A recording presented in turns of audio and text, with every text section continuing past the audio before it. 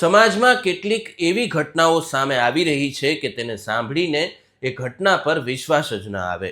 રાજકોટ શહેરમાં એક 13 વર્ષની કિશોરી સાથે દુષ્કર્મની ચોંકાવનારી ઘટના પ્રકાશમાં આવી છે, જેમાં બે સગીર તરુણો પર કિશોરીને ગર્ભવતી બનાવવાનો આરોપ છે.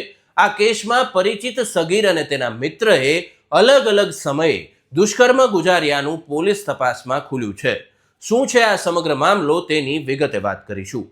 નમસ્કાર, આપ જોઈ રહ્યા છો અવર રાજકોટ અને હું છું આપની સાથે ORJ દક્ષિણી.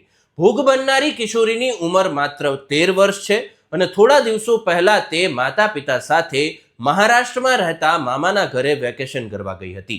અહીં તેને પેટમાં દુખાવો ઉપડતા પરિવારજનો તેને હોસ્પિટલ લઈ ગયા હતા.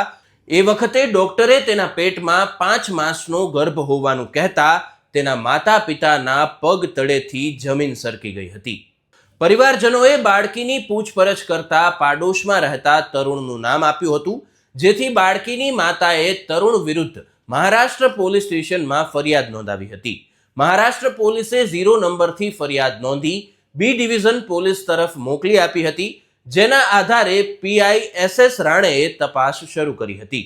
પોલીસે ભોગ બનનાર બાળકીની પૂછપરછ કરતા તેણે એક નહીં પરંતુ બે તરુણે તેની ઉપર દુષ્કર્મ ગુજાર્યાનું જણાવ્યું હતું, જેમાંથી એક તરુણની ઉંમર 16 વર્ષ આસપાસ છે, જ્યારે બીજા તરુણની ઉંમર 13 વર્ષની આસપાસ છે.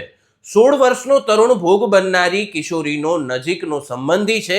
તેણે ભોગ બનનારી કિશોરીને જો આ વાત કોઈને કહીશ તો તને જાનથી મારી નાખીશ તેવી ધમકી આપી હતી, જેના કારણે તેણે તેનું નામ માતા પિતાને જણાવ્યું નહોતું. તો આ જ કારણથી ફરિયાદમાં માત્ર એક જ તરુણનું નામ હતું, જે તરુણે ભોગ બનનાર કિશોરી ઉપર ગત નવરાત્રી દરમિયાન એક વખત દુષ્કર્મ ગુજાર્યું હતું. જ્યારે ભોગ બનનારી કિશોરીનો જે નજીકનો સંબંધી છે તેણે 6 થી 7 વખત દુષ્કર્મ ગુજાર્યું હોવાનું પોલીસ તપાસમાં સામે આવી ચૂક્યું છે.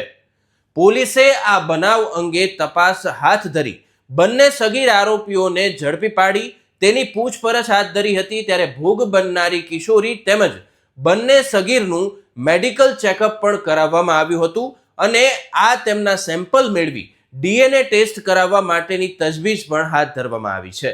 પરંતુ આ પ્રકારની વધતી ઘટનાઓએ સમાજ માટે ખૂબ જ મોટી ચિંતાનું કારણ ચોક્કસ બની રહી છે. તો આ બનાવને લઈને તમારું શું માનવું છે તે કોમેન્ટમાં જરૂરથી જણાવશો. નમસ્કાર.